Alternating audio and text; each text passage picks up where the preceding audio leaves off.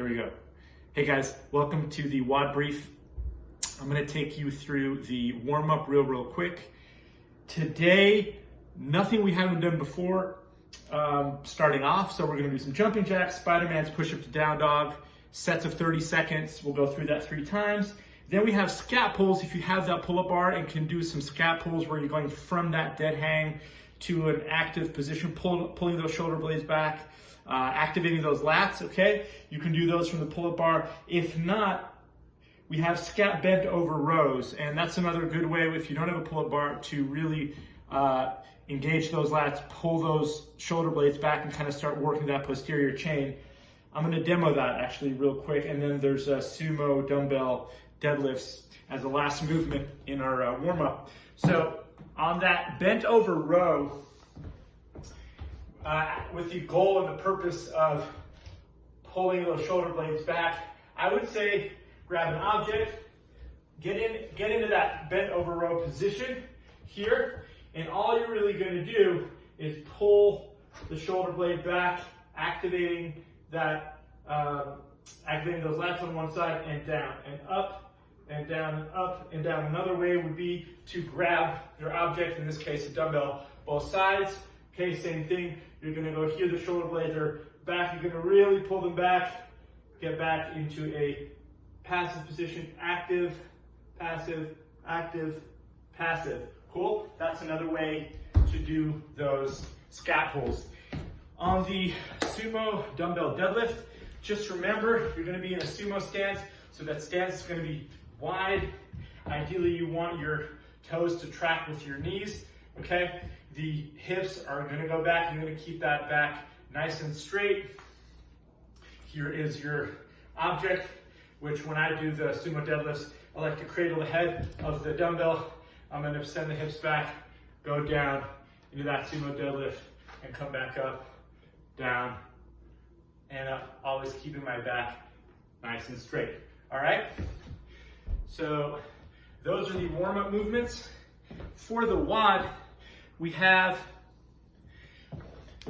9 strict pull-ups, we have 15 hand release push-ups, and then we have 21 dumbbell swings. It's a 15-minute AMRAP of those 3 movements. Rep scheme is 9, 15, 21. Strict pull-ups. Again, if you have that pull-up bar and you have the capacity, hit 9 strict pull-ups. Obviously, if 9 is a little bit of a high number for you, scale it, scale the reps.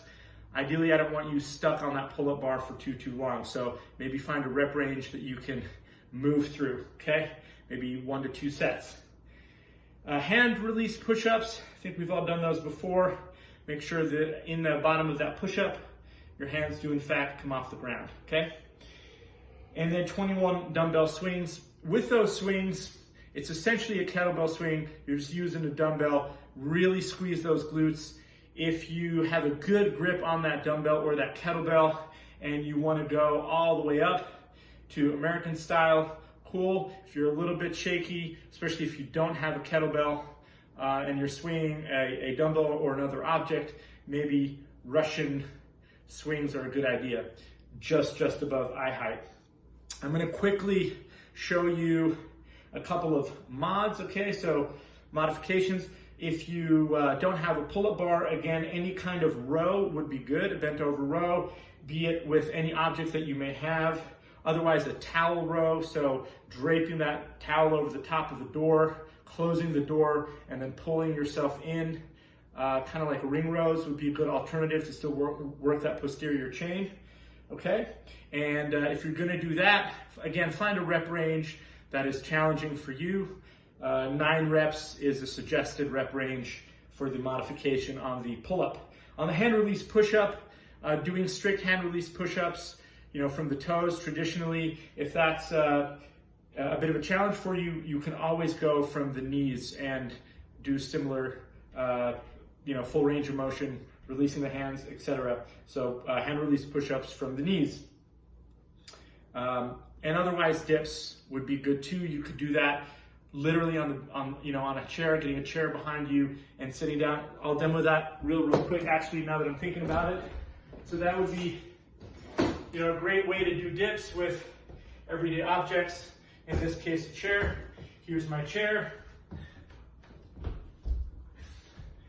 If you guys can see, I'm going to put my feet out. I'm going to make sure that nice big chest here, that I'm in a good position.